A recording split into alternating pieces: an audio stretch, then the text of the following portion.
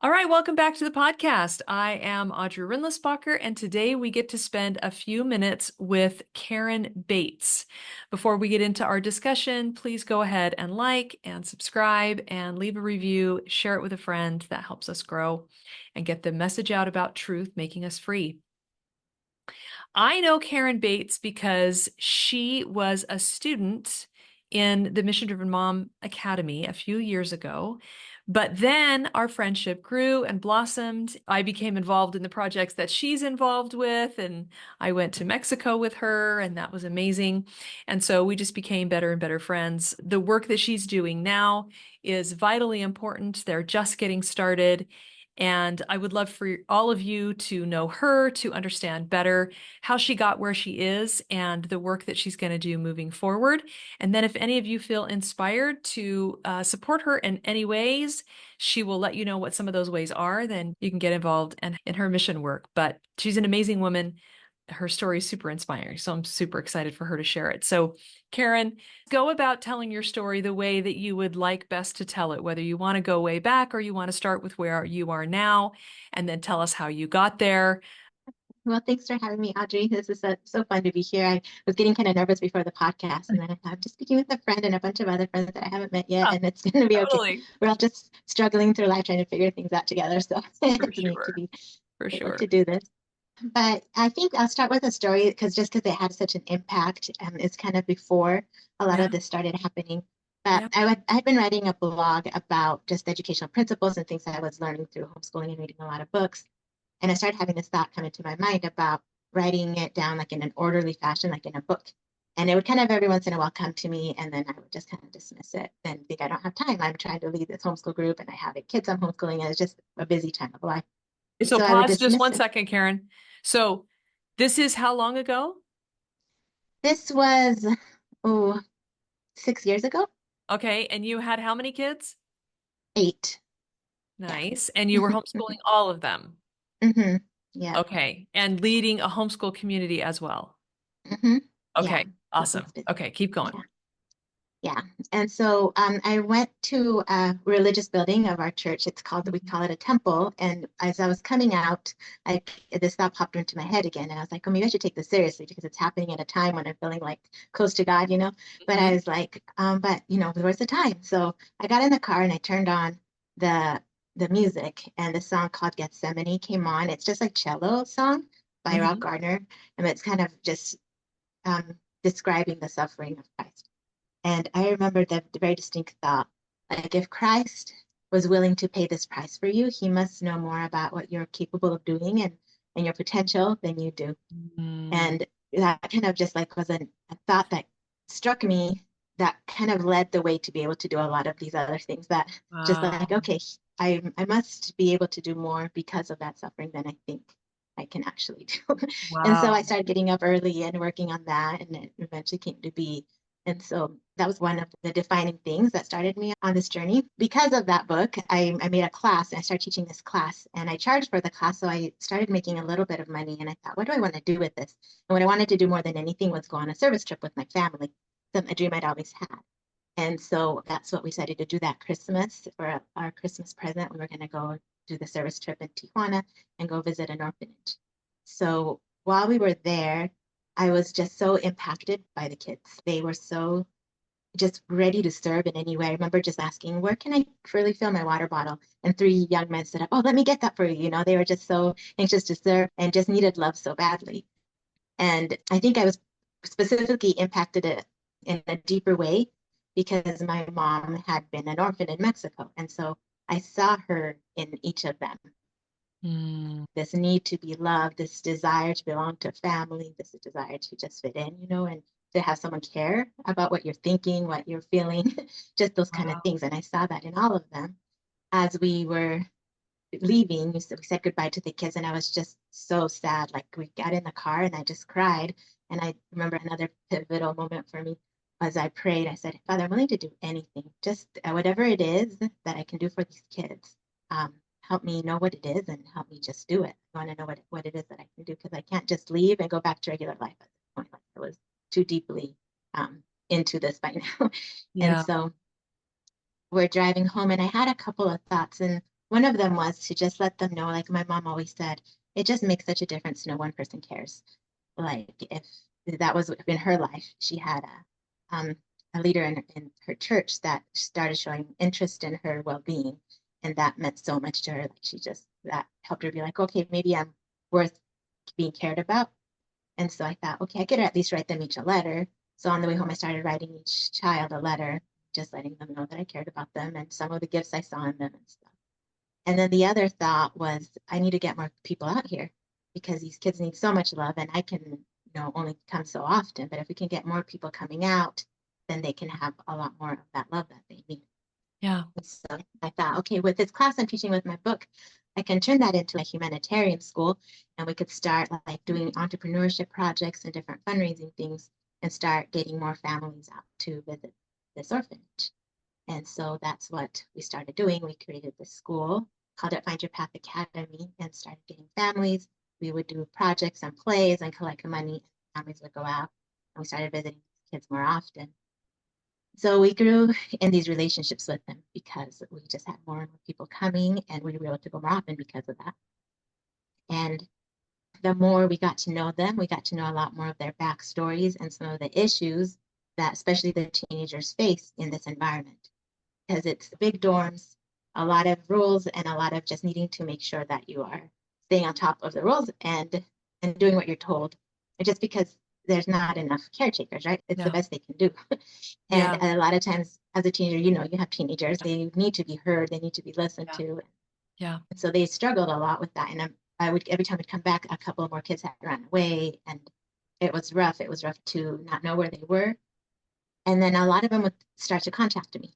They found me on Facebook or something, and they would say, like, hey, I'm at this other place now. One particular kid contacted me and he said, I'm on the streets. I'm not sure what to do.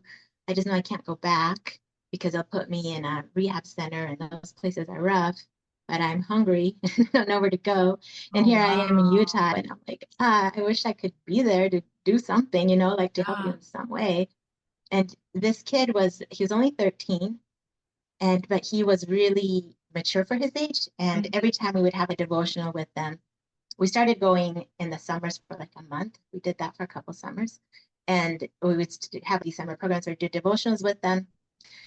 And this young man just was really impacted by this. So he would always raise his hand and answer questions.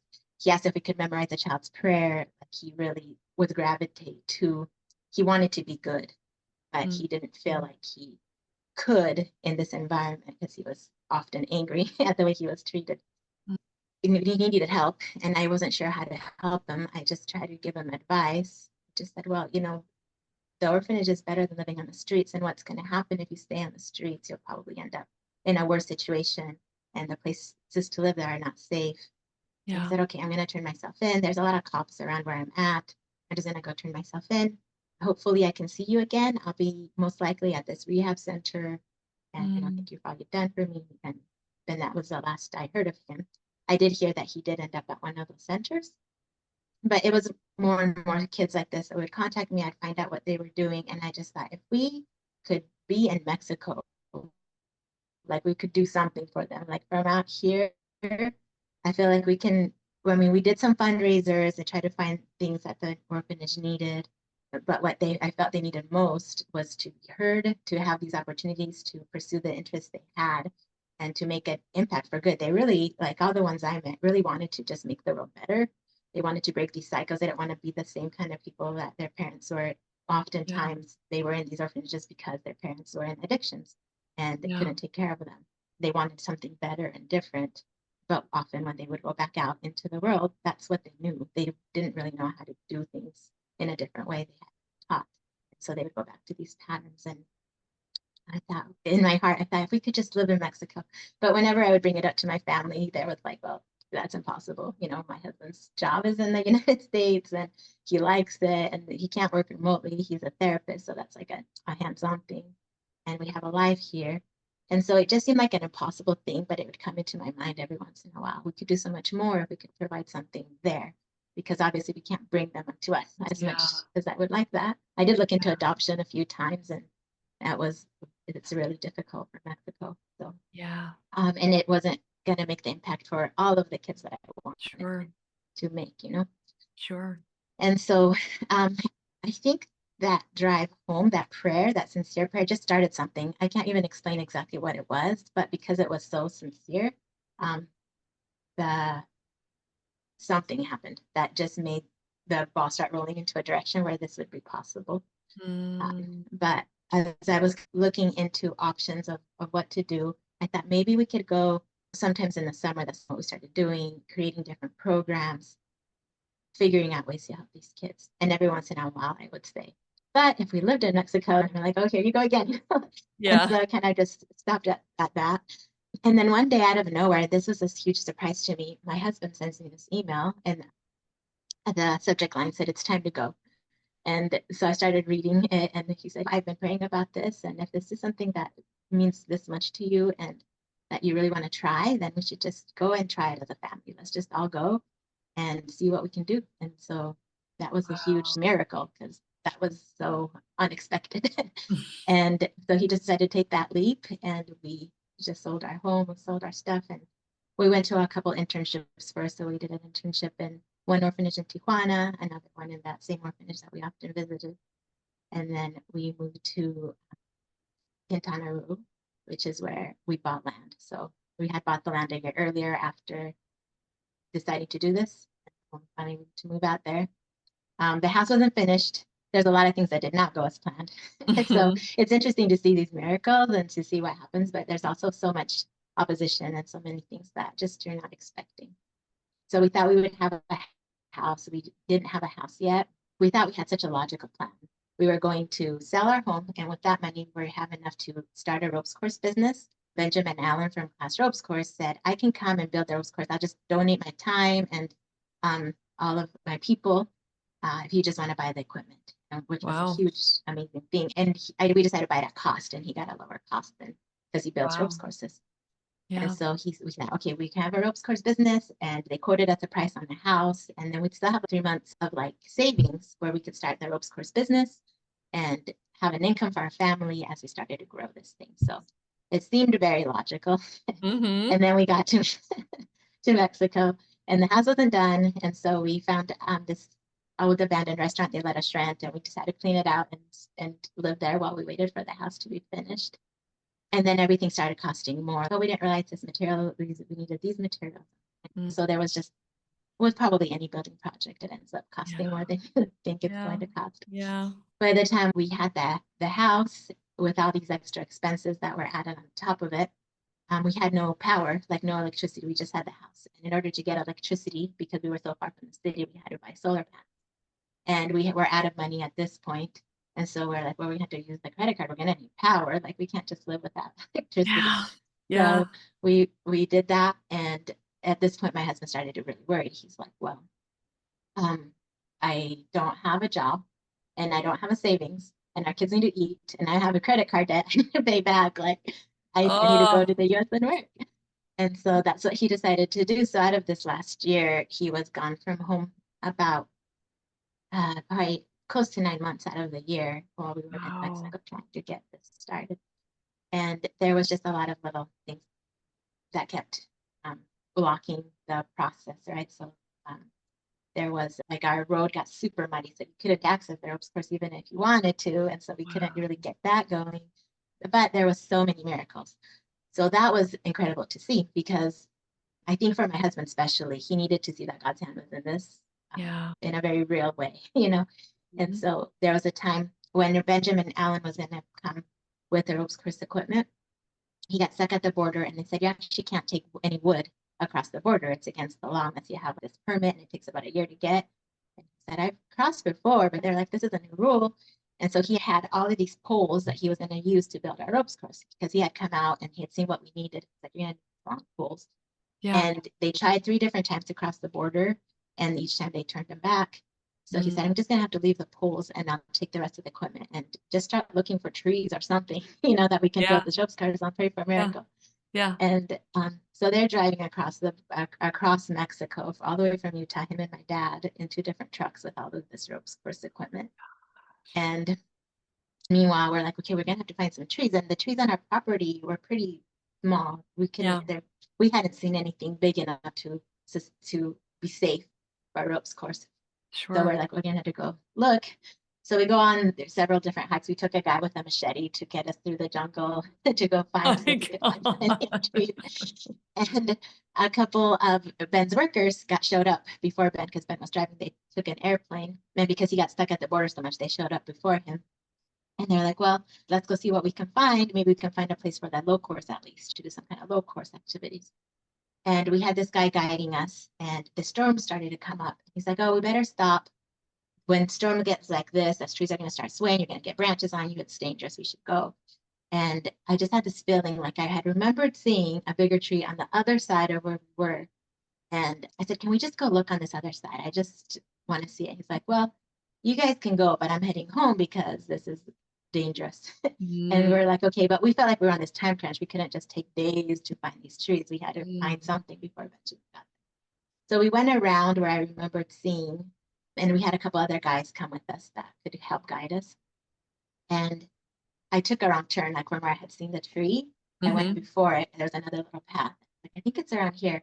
And we get into this clearing, and we see one big, it's called a zapote tree, which is like the hardest wood you can find. It's the best kind of wood you can find for a ropes course because it's so hard and so strong. Now, that'd be a really good tree for something. Those are great trees. And we keep walking, and we get to this little clearing, and there's these different zapote trees, like a grove of trees that were just sitting there in the middle of Wow. this place. It was amazing. They're like perfectly spaced out, and this is the perfect. This is the perfect spot. So it was just incredible to see like these trees. Also, the guy that was with us, Alex, he said, "I've never seen. For one thing, these trees are always cut down because their wood is valuable, and people are Yeah. coming through here all the time chopping down trees. So the fact that they're still here is miraculous, and the fact that they're in a grove, they're usually like spread out, but here's like perfectly spaced out Wow. trees." And so that was really cool. And the people, when he got there, Ben kind of looked at it. He's like, he just planned out the whole course in his mind with the trees where they were and built it. And it turned out so beautiful, like this little jungle ropes course. It's so fun. And it was Wow. So you didn't very, very even, you just left the trees where they were and cool. built it. Wow. Just right there. Yeah. Yeah. It was really Wow. cool. So that was one really neat miracle. That other one was also when we saw the trees, we're like, oh, shoot, are these even in our property? And we thought maybe they're not quite. And so we measured, and it looked like the half of them were and half of them weren't. And so Alex said, I'll go to the place where they do like the land Yeah. divisions and see Yeah. if maybe we can buy that part of the land because you're going to need it. So he goes, and the guy that sold the land happened to be at the place that day. And he's like, I sold that land. Oh, we're trying to find how to get these other trees. Oh, those are on your property. I made the line, and it's just past those trees. And so those are all yours. And so that was amazing because Wow. just finding him and the time it would have taken to buy the land, like it would have been Yeah. impossible. And Yeah. so that was really cool. So we just kept seeing like miracles like that. Yeah. I had a friend come to help us. She's a permaculture, like she just knows a lot about permaculture. We want part of what we want to do with this land is create like a little men sort of experience for the youth. And so they're growing their own gardens and having entrepreneurial projects, as well as learning English and having a way to get to, like we have one young man now that started Pathways. He had to pass an English proficiency test and then he could start on a career. He wants to be a youth counselor.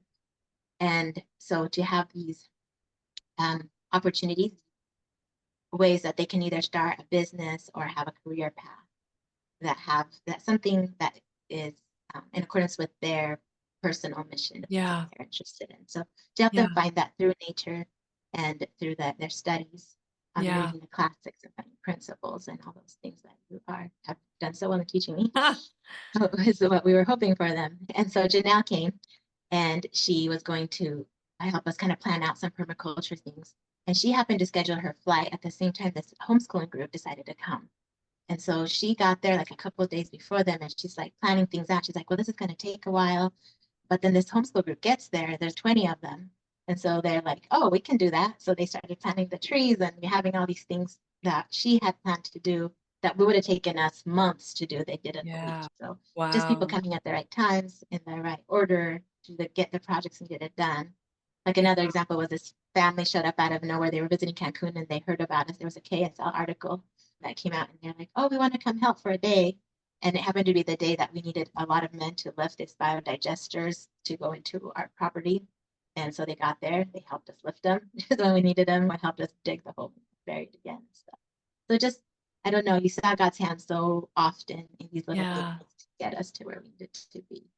So along with the things that seem to be blocking, there was so much of God. You're on the right path and you're doing good things, Yes. and I'm in this with you. And so Yes. that's been really cool to see. Another pivotal moment just now, as I told you that some of the things you've taught me have been so helpful. It was when I was getting ready to start the school back in Utah. And again, it's these thoughts that come to your mind. I'm sure everyone's familiar with them. We're like, who are you to think you could do this? Oh yeah. Who are you? You're not Yeah. trained. You don't have this. Oh yeah. Oh yeah. And so that was going through my mind. And I'm putting laundry away in the closet. And I was listening to your book, Mission Driven Life.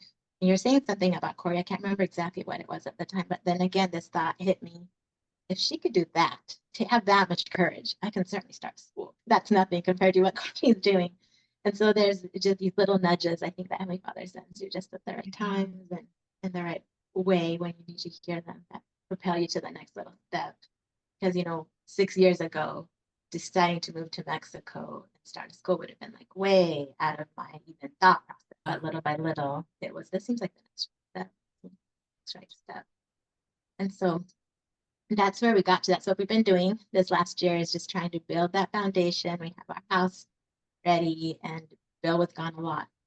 So now where we're at is just we realize that it's not sustainable to have him gone so often. Like it wasn't Yeah. good for our family. And we just thought if we need to choose between a cause and being together as a family, we really should choose our family. Like that's a priority in life. Yeah. Yeah, as good as this cause is, Yeah. we can't just keep moving forward with being separated all the time. Yeah. Of course. So I had two kids that were getting married in August in Utah. So we flew out of Mexico to Utah for their weddings. Mm-hmm. And afterwards, we drove to Texas. That's where we're at now. And just to decide, okay, next step, now what? Like, how are we going to proceed with this in a way Yeah. that's in accordance with what God would have us do, that's also Yeah. feasible and everything. So that's really where we're at. I just like some of the thoughts that came to my head is when I got to learn how to run a nonprofit organization well. Like we've just been scraping by, like just asking for donations when we need something, but like having something that's fully functional. So I've been reading a lot of books about running nonprofits and just getting that idea of like how to structure it, how to Yeah. have the board and all the things that are needed to have Yeah. it be run well. Also, we need to just figure out how to get enough monthly donors so that it's sustainable. And so even like the basics to have enough, to have the buildings continue to move forward, even if it's just a little at a time, and have the kids be able to be educated during that time and get just like the basic movement of the thing as it was with what we were doing. I mean, we were doing a little school with the kids and it was good, but it was definitely not sufficient. And so if we were going to all be out there sacrificing this much, we needed to have something that was going to be really transformative for Yeah. the youth that stay there. And then we need to talk to the DEEF that has the orphan kids so that to provide a home for them so that they could come and stay there, have a boarding school environment, get an education, and have a love. So we did find a couple who is amazing that are willing to be house parents for our first home, which that was a huge miracle in itself because there's just not a lot of people that I think would want to just take on a bunch of youth Yeah. that they've never met, Yeah. that have been in an orphanage system and Yeah. parent them. That's Yeah. not normal. But this couple we met when we moved to Mexico, and she started this little school because she was homeschooling her two kids, and she saw this need in the community because in Mexico, if you're like hyperactive, have ADD, or can't learn to read fast enough, they're like, well, you're not keeping up, so you're just kind of kicked out of school. And so she saw these kids in the Oh, streets, wow. and she's like, oh, why are you not in school? Oh, they kicked me out. I couldn't learn to read or whatever. And so she's like, well, I'm doing a homeschool with my two kids. Do you want to come and do it with us? And so she talked to their parents and she started like this little school with just other people's kids. And so when we moved there, we're like, oh, we can help you with this, even though we met them. And I actually met her doing a little tour of this Bible museum they have there, what she was doing. So when we got out there, that was the first thing I did. I reached out to her and I was like, how can we help? So we had this school that she started, and it was her and her husband. that are just these incredible people. So I asked them, I was like, when we get a youth home built, we're going to need some house parents that are going to be able to have a lot of structure for them. And these guys are very loving, but also very good at like structure. And to have a home where they feel safe and they have devotionals and they have like this example of a family. And I wondered if you guys would be interested in something. And like in my mind, I'm like, this is a huge ask. Like, what am I doing? But I had a feeling for a couple of days to ask them, so I finally did. And she's like, oh my goodness, ever since I was little, I wanted to adopt kids and to do something to have like youth that don't have families to have a family. This is exactly what I've always dreamed of. And I would love to do that, you know? Wow. Yeah. And her husband too. He's like, are you serious? That's exactly what we just both have wanted to do for so long. And so that was amazing that both of them as a couple wanted to take something. And so they're ready to go. We have like Wow. the programs ready to go and the land ready to go.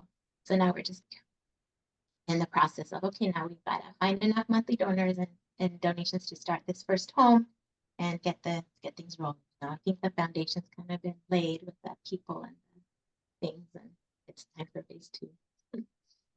That's awesome. So I'm going to try to kind of describe what I understand the kind of your next phase goal to be, and you tell me if I've got it right. So you have this land in Mexico. You have how many acres? 12. You have 12 acres. I know it's not too far from touristy spots as well. Mm-hmm. So there is the potential, like this one couple wanted to come and do service while they were vacationing.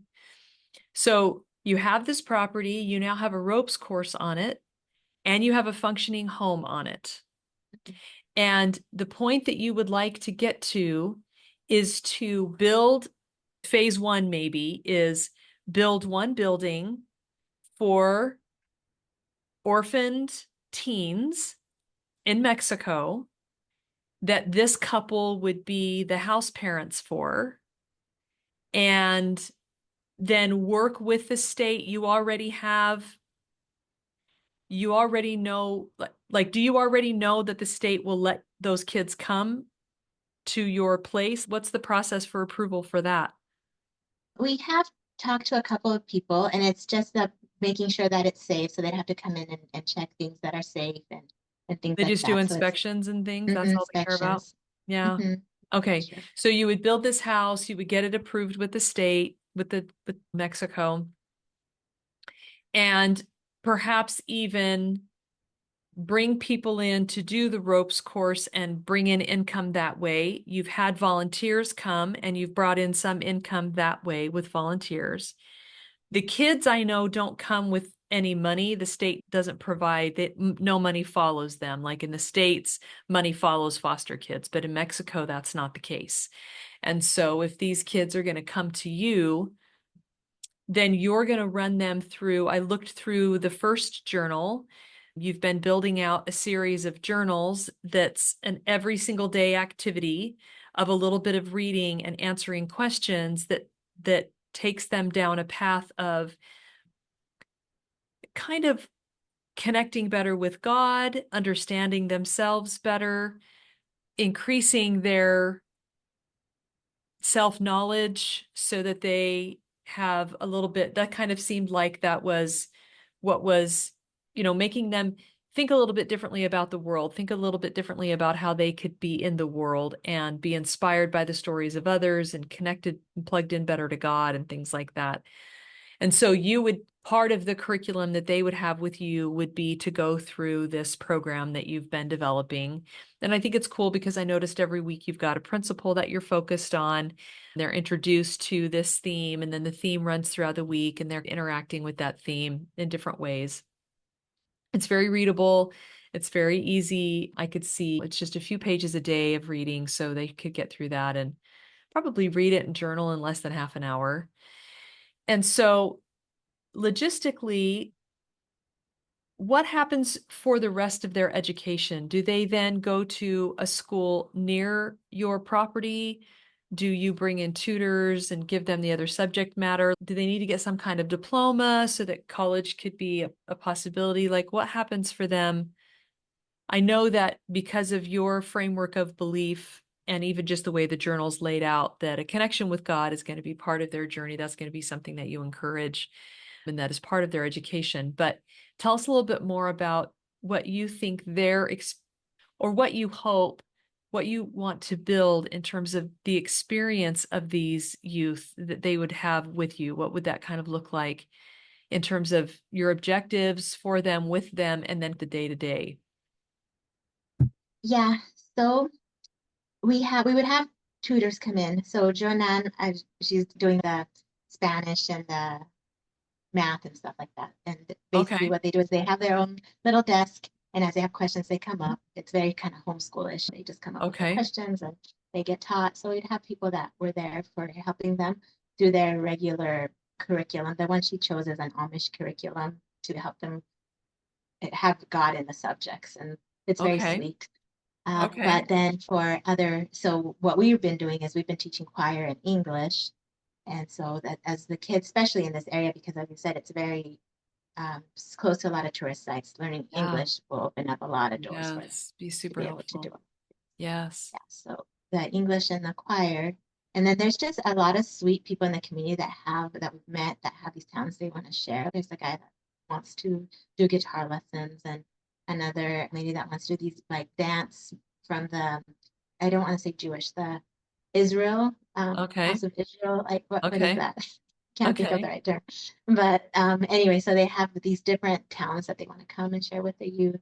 And so we Okay. would want to bring in different people. And then when volunteer groups come, we would want them to come and share some kind of talent.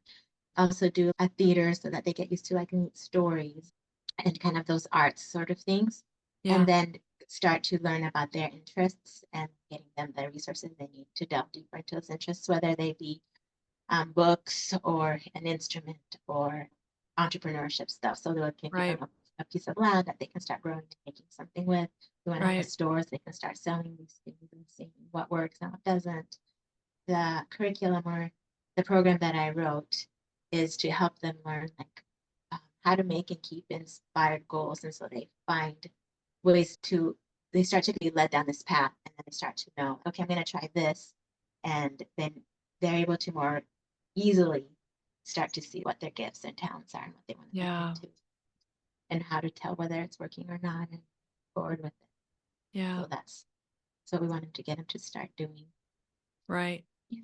Right. And so you mentioned earlier some of the kids are now doing online college courses or things like that. Like in the United States, of course, the pathway in there is to pass the GED or to have a transcript or things like that. So I guess I'm just, in terms of just logistically for those who might think seriously about supporting you financially or otherwise, just resolving a few concerns about, will your program properly prepare them? Will they really be ready to do college and move on? I mean, everything you're talking about obviously sounds very beautiful, and they'll obviously feel important and loved and nurtured in some profound ways. I know that so one of the ways in which Karen and I really got to be better friends was the second year that she returned to the orphanage in Mexico. I had wanted to do a service trip with my family for a long time, and it just felt like it was time. I just felt very, very pushed. It was in the fall. I wanted to do it at Christmas. It was our year for Christmas, so we were going to have all our kids. I wasn't sure how we were going to pull that off. And I just started reaching out to people that I knew. Do you know of organizations that are trustworthy that do this kind of thing? And Karen replied back, we're going to Mexico. We've got 11 spots left. There were 10 of us. I said, we'll take them all.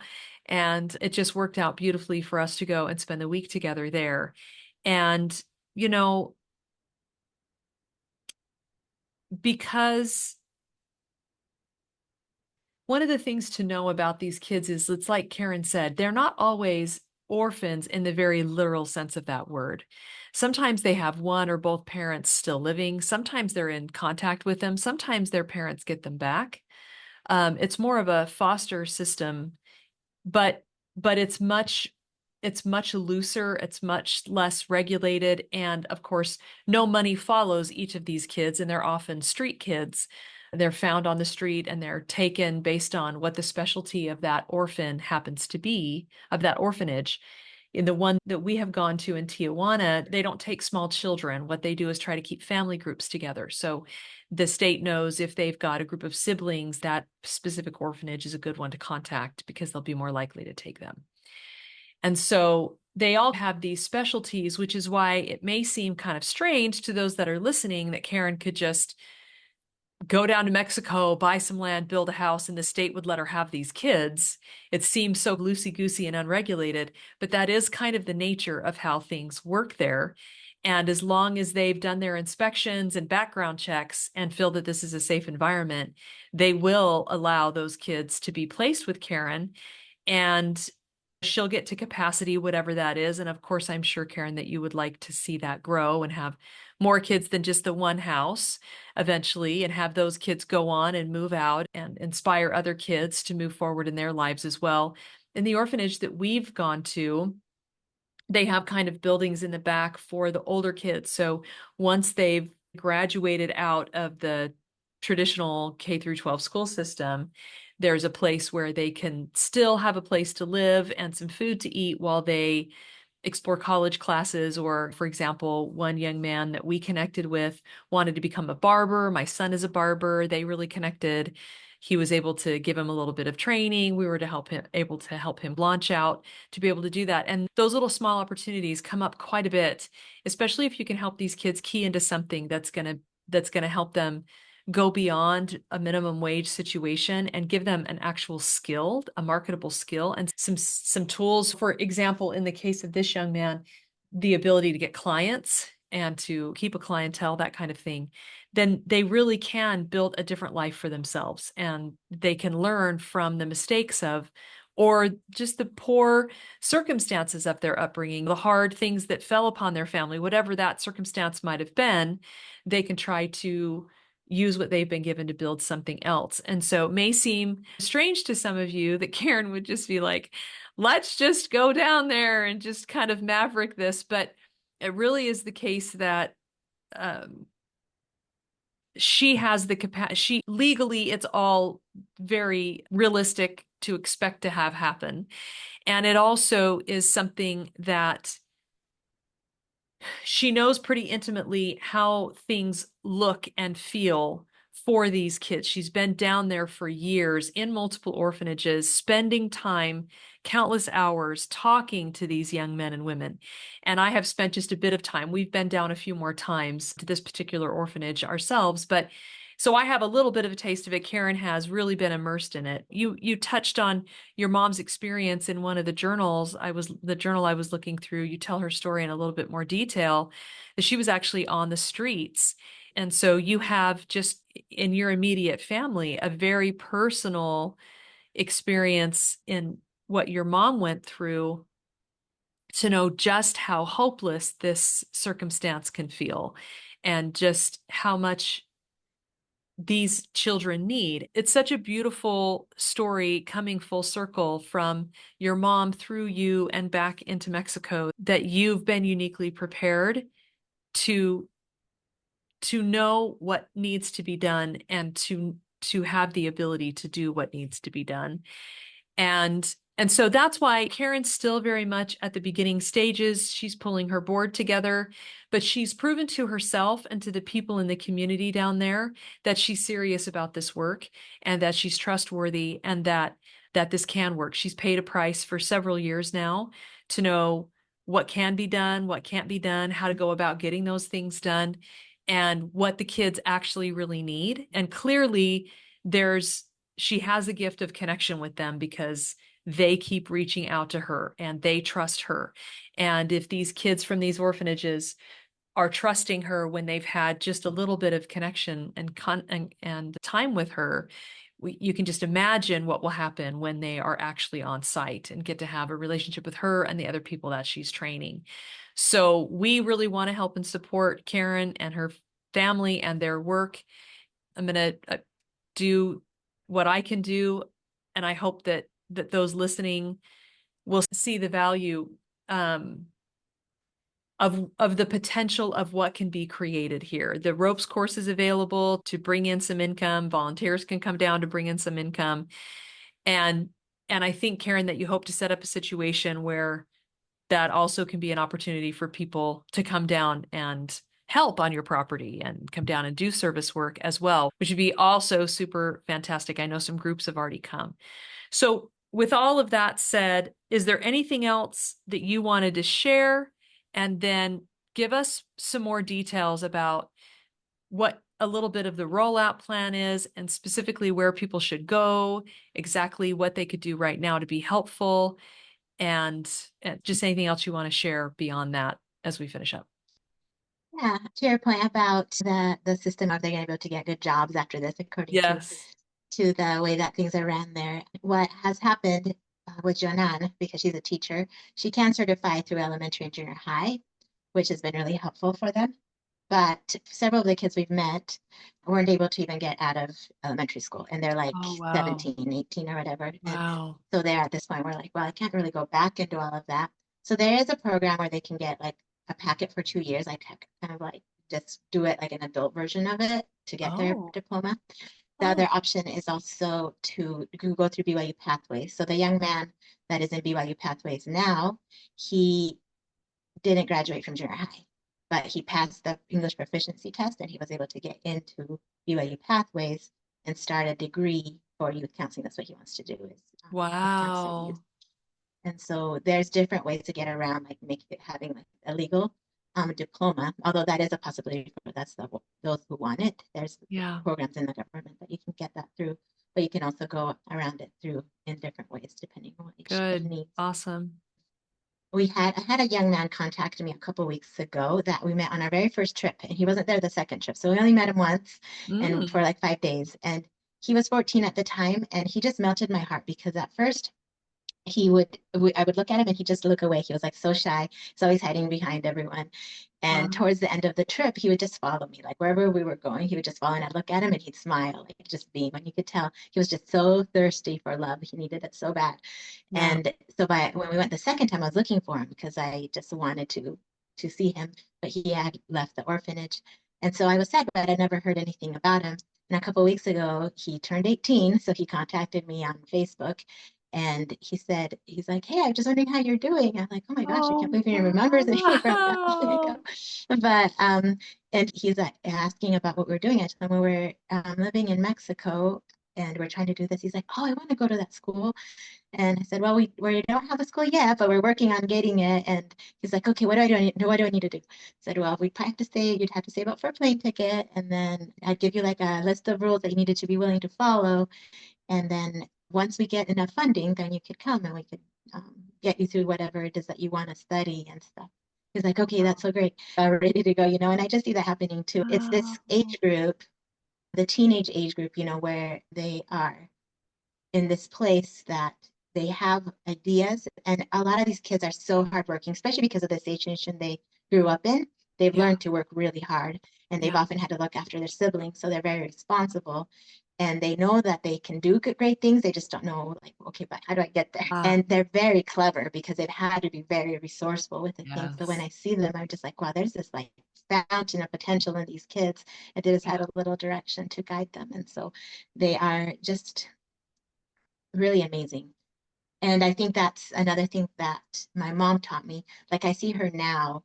I'm sure as she was begging on the streets, people could probably walk by her and just assume she has no future. But she taught school for a lot of years. She raised kids in this beautiful way. Like we all just know we're loved so deeply, and we've all been successful in different ways. And she, her confidence now is so much better, and she's learned to grow through so many things. And so I see her and who she's become, and I know each one of these kids has a divine potential. Each one of them can do Yes. incredible things for the world with just a little bit of guidance. And so, and when a lot of Well, times when I see like, oh, go ahead. oh, I was just gonna say, I was just from the perspective of the kids. I mean, it's one thing for you to say, I believe in you and you can do this, and it's a whole other thing for you to say, my mom was you. And for them to just be blown away that she's had, from their vantage point, such a successful life. and that you're a product of that they could raise a child like you someday, that they could overcome in the way that your mom did. It's so beautiful. Anyway, I just think that's amazing. Yeah, yeah, her story has always inspired me, like just seeing Yeah. what she's been able to Well, I do. can just see how And much hope it would bring the kids too. Yeah. yeah, for sure. So yeah, as far as where we need to go now, or what the next steps are, Yeah. like I said, we need to just get enough monthly donors to have an ability to be able to provide the program, like the basic program. So our Okay. goal by January is to have 200 monthly donors. We're at 27 right now. So we Okay. figured if they each average $25, some will be able to pay more, some less. But if that's the average, then after doing some math, that's what we would need for our base level So program to continue. 200 families at $25 a month. Mhm. Okay. Yeah. And then we're hoping to find, I know Child's Hope and several other places have found corporate or people who have the ability to fund the administrative costs so they can Yeah. keep the program running and then everybody's Yes. donations go straight to the program. So that's another thing we're praying for. We're praying for those two things specifically to find Mm-hmm. um, someone or a few people like that want to help in that way. And then other Yeah. people that can just contribute to making the program run, have the means to construct the home and get the teachers and the supplies and just the food that they're going to need for lunch and just all So those the different things. the 200 people at 25 a month, that gets your family back to Mexico? Yeah, if we can do that by January. So And the what do reason you need? January, Oh, go ahead. the reason January is the deadline is because we are living with my parents right now and borrowing my brother's car. And so we're like, we can only do that so long. Yeah. And so if we don't have, if it seems like this isn't happening, we're going to have to rent a house here and Yeah. get a car. It's Yeah. going to be a lot harder to get back. Yeah. Yeah. So what do you need in terms of administrative costs? When we're looking at the people we would need to pay for the different things, you don't have to pay a ton in Mexico because the cost of living is lower. Yeah. And so what we figured out was 50,000 a year would Okay. cover the administration cost Okay. for. Nice. Well, good to know. Anything else? Is it possible for people to come down and volunteer at any point, or you have that on pause, or tell us the URL to go to and what other ways people can engage in your program and help you? So the URL is findyourpathmission.org. You can Okay. find there, you'll see service trips at the top tab, and there are some service trips that are available that you can sign up for. If you have a group, like we have a group that's coming in February, that it was just they're not doing a service trip that we've already scheduled, but because they're a bigger group, they can schedule their own service trip and we could work around them. So for people who are coming with groups, they don't have to sign up in those particular times, but if you have a family or something, we have those times available. We also need people who are willing to work from home in social media and events and things like that to help get the word out about what we're doing.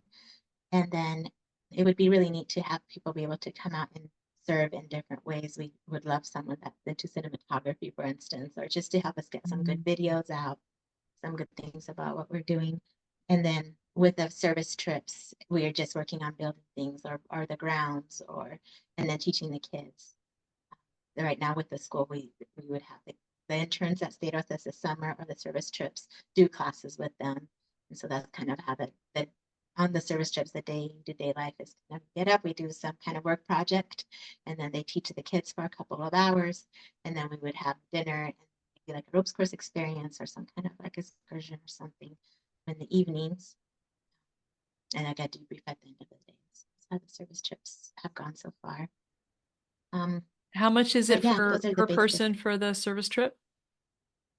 What's the cost? 650. Yeah, 650? for 5 days. Yeah. And then is there a tab on that? I didn't check. Is there a tab there to do the monthly donation? Yeah. So on the top Okay, of the screen, perfect. there's a donate button. You click on Perfect. that and it'll say, one time or monthly, and you can pick. Perfect. And then they can sign up for the service trip there. What if they just want to be helpful from home and donate an hour a week or 2 hours a week to do something that way? What's the best way to get a hold of you? So we have an events team. So we meet every other week for an hour and just plan like the next event and what we want to do. So that'd be one way to help, and just get booths even to like farmers markets where we share things, or being willing to do like a booth in something. We have everything ready for the booth. They want to take it and just share information in different areas.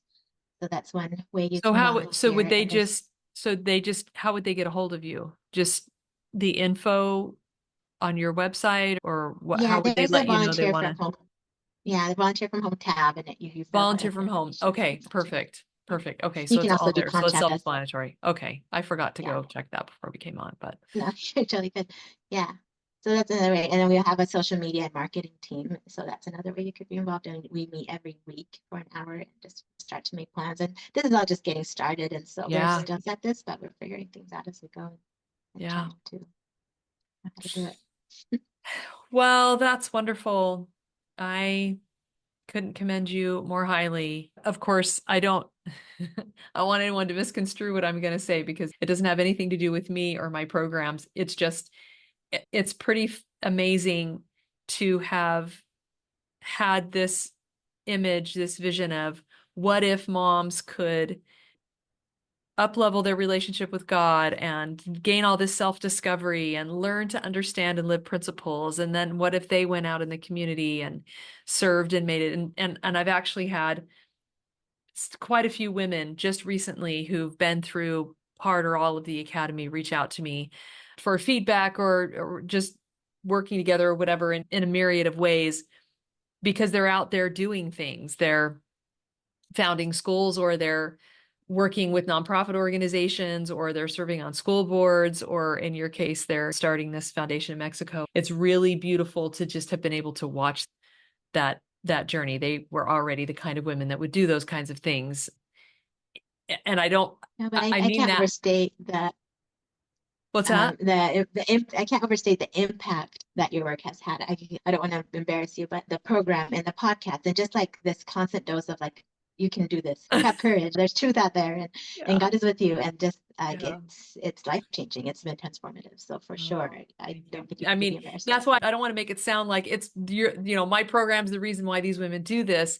It's just a joy to be on the journey alongside them and to watch the kind of women that it attracts. And there are plenty of us that, I guess I'll end by saying that when you were telling that story at the beginning about your experience of, well, Christ suffered, and so he must know my potential.